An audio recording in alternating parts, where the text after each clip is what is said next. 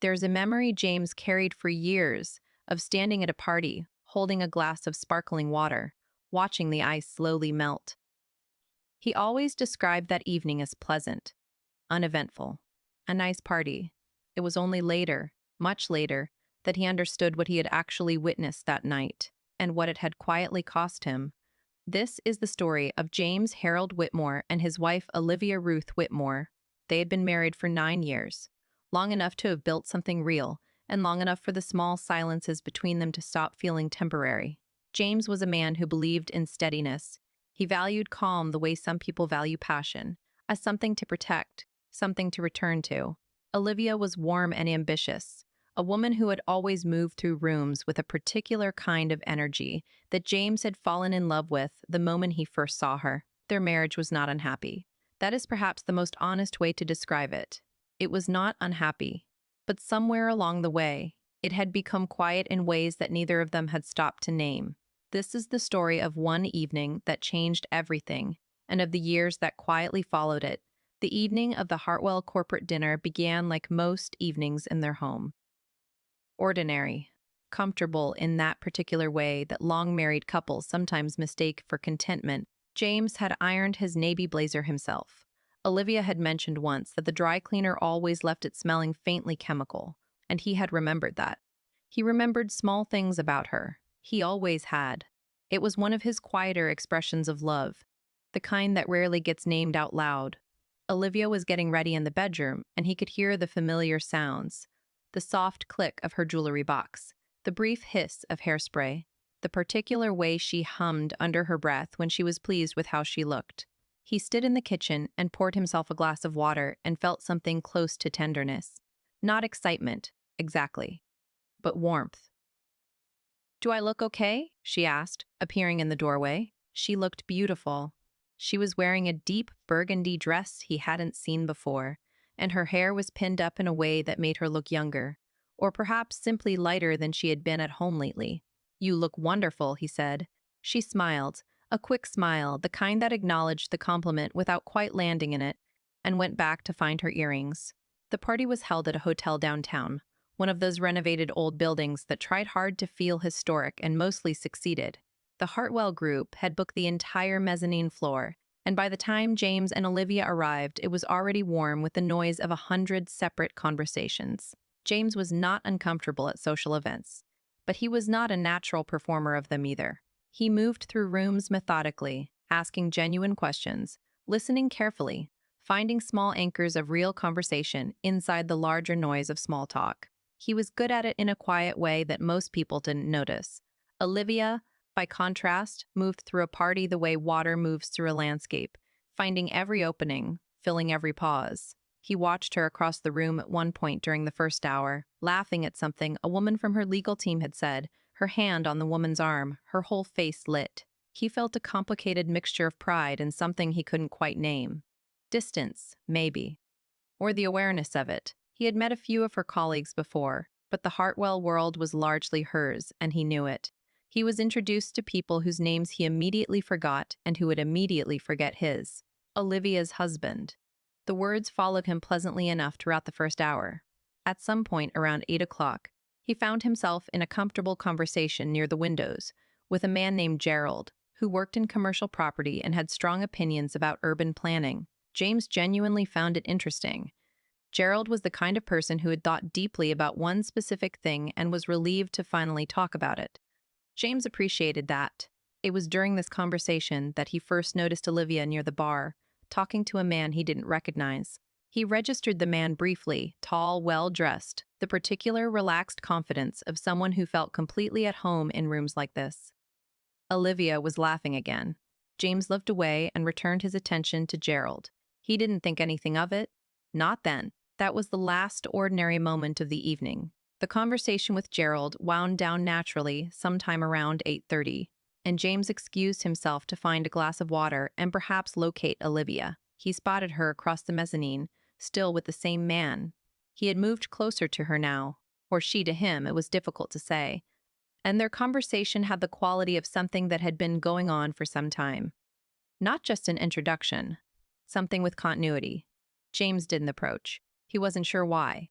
He told himself he didn't want to interrupt, which was true, but there was another feeling underneath that, something quieter and less defined, that made him pause at the edge of the room and simply watch for a moment. Olivia was different in that conversation. He noticed it the way you notice a slight shift in weather. Not dramatically, but undeniably.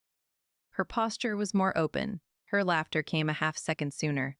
She touched her collarbone once, briefly, the way she did sometimes when she was pleased, and didn't quite know where to put the feeling.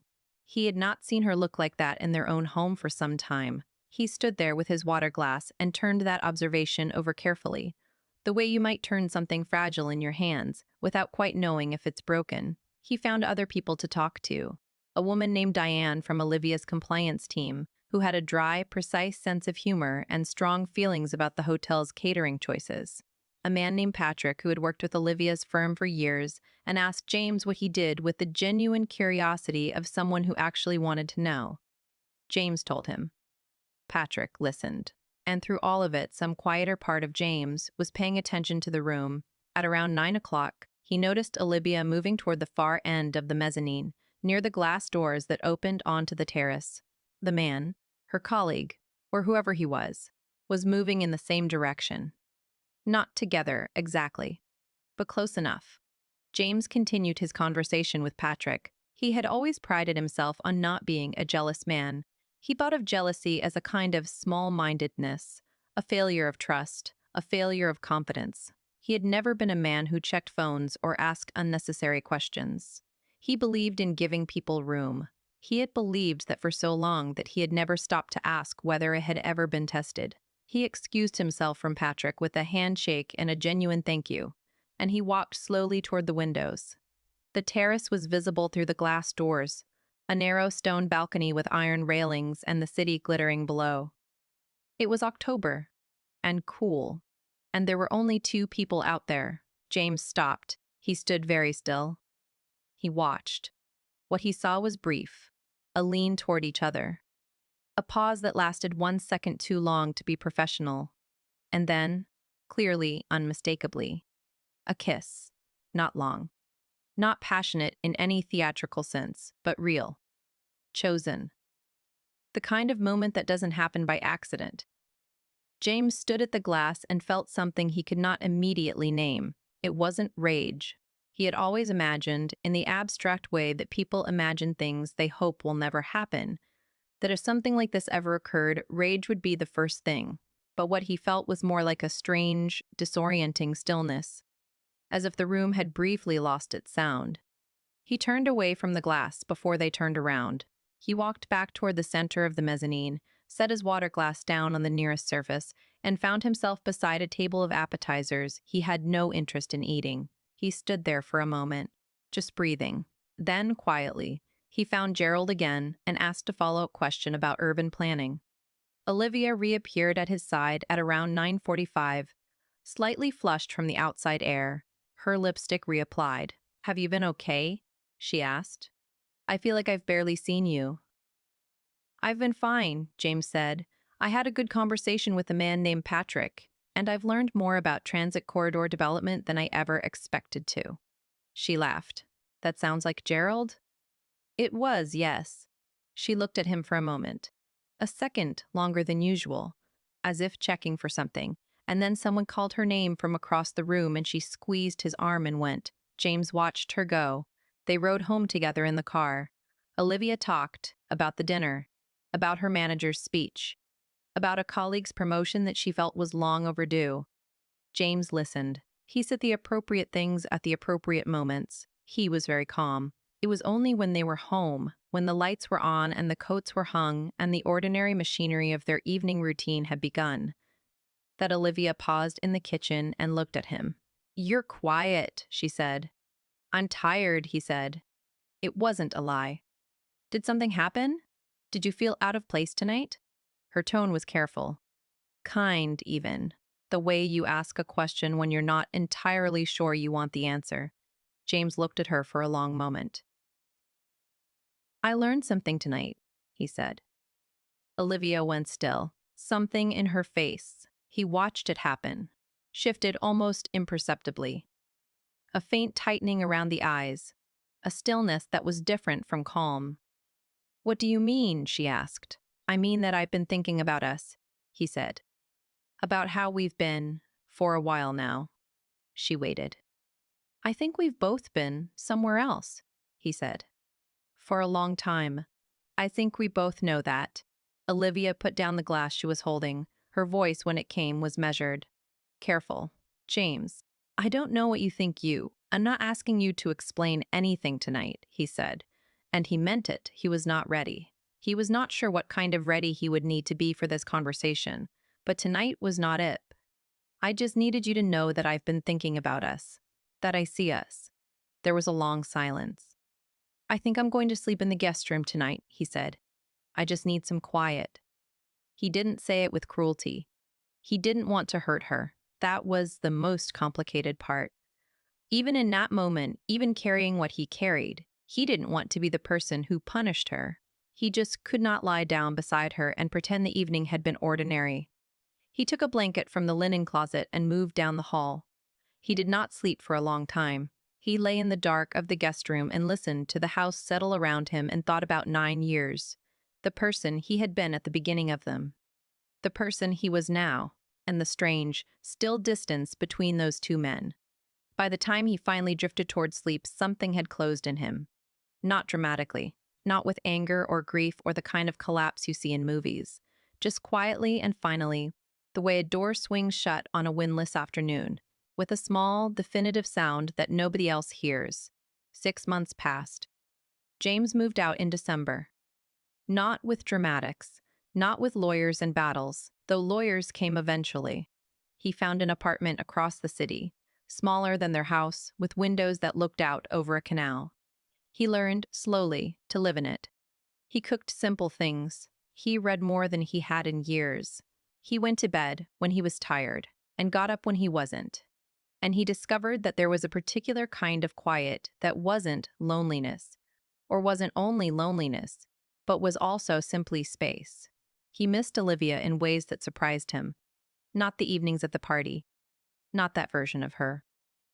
But the woman who hummed while she searched for earrings. The woman who had a specific, irreplaceable laugh when something genuinely surprised her. He missed who they had been to each other before they had stopped being that. He did not hate her. He had examined that carefully, in the way he examined most things. And he found it was true. He was sad. He was changed. But he did not hate her. Olivia, he heard through shared friends, had ended things with the man from the party.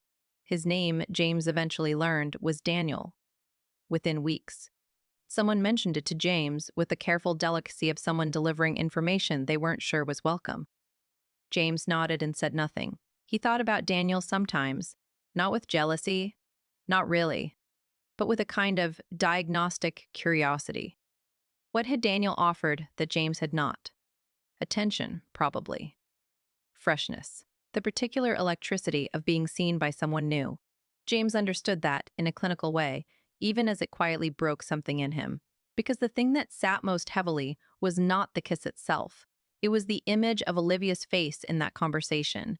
Open, lit, present in a way she had not been present with him in years. He had to sit with the possibility that he had contributed to that absence, that the steadiness he had valued so deeply had become, at some point, simply invisible, that she had been reaching for something and he had not known to reach back. He did not excuse what she had done, but he stopped, gradually, making himself the only character in the story. Olivia, meanwhile, was trying. She had told herself in December that she would feel relieved once James left, that the tension of the unspoken would ease and she could breathe. She did not feel relieved. She felt the particular weight of a house that remembered two people and now only held one. She rearranged the furniture in the living room, then rearranged it again. She called her sister often. She worked long hours and came home to a kitchen that was always clean because she was never messy enough in it to make it otherwise. She told herself James had never truly understood her, that she had been lonely in the marriage long before any of this, that what happened with Daniel had been a symptom, not a cause. These things were all partly true, and she held them carefully like small shields. There were evenings, particularly winter evenings, when the light outside turned the gray and thick. When she would think about James ironing his blazer before a party he didn't particularly want to attend, because she had once mentioned the dry cleaner, she would think about that and feel something that had no clean name.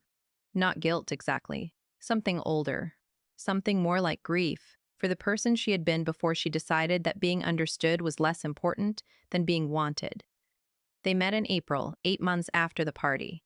The meeting was practical. Documents related to the house, signatures required, the last few administrative brackets of a marriage being formally closed. They had agreed to meet at a small cafe near their old neighborhood, neutral ground, and James arrived first and ordered tea and sat by the window. When Olivia came in, he noticed, the way you always notice someone you have loved, that she looked tired. Not unhappy necessarily, just worn in the particular way that life becomes when it has recently reorganized itself around absence. She sat across from him. They exchanged the necessary pleasantries, careful, gentle, both of them aware of the care required. She asked about his apartment. He asked about the house. They spoke about the paperwork with the patient, slightly formal attention of two people who had once known each other completely and were now learning the geometry of what remained. And then they were done. The papers were signed. The tea was finished. There was a pause. One of those pauses that has weight, that both people feel, but neither is certain how to cross. "I want you to know something," Olivia said. Her voice was steady. She had clearly decided to say this before she arrived. "I know I hurt you. I know I—" She stopped. "I don't want to make a speech. I just wanted to say that." James looked at her for a moment. "I know," he said. "I believe you." "Are you—" she started, then stopped again. "Are you okay? Really?" He considered the question honestly, which was the only way he knew to answer questions. "I think I'm becoming okay," he said. "I think that's where I am." She nodded. Something in her face loosened very slightly, the way relief looks when it's mixed with something it doesn't deserve to be mixed with. "I think I've been trying to decide," she said quietly, "whether what I was looking for was real, or whether I just needed to feel like I hadn't disappeared." James was quiet for a moment. "I think maybe both things were true," he said. "And I think maybe I disappeared first, just in a different direction." She looked at him. He looked at her. And in that look was the entire history of them. The early years, the warmth, the slow drift, the evening at the party, the winter, all of it, compressed into the span of a few seconds. "I think I loved you for a long time," she said. Present tense, slipping into past. "I know," he said. "I think I know." They said goodbye at the door. No embrace. No cruelty either. Just the gentle, final courtesy of two people who had been important to each other and were learning, with as much grace as they could manage, what it meant to be ordinary strangers. James walked back to his car and sat in it for a while without starting the engine. He thought about the party. About standing at the glass doors with a water glass, watching the ice melt. About the strange, disorienting stillness he had felt in that moment. He understood now that the stillness had not been the beginning of something. It had been the end of something that had already been ending for years. Quietly, in the spaces between them that neither of them had thought to name. He did not feel triumphant. He did not feel destroyed. He felt, most honestly, like a man who had walked a long distance in the dark and had finally, at some unnoticed point, come out the other side. He started the engine. He drove toward home.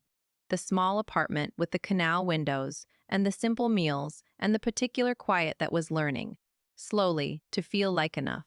And somewhere in the city behind him, he knew, Olivia was doing the same. Not toward each other. Not away in anger. Simply forward, as most people must.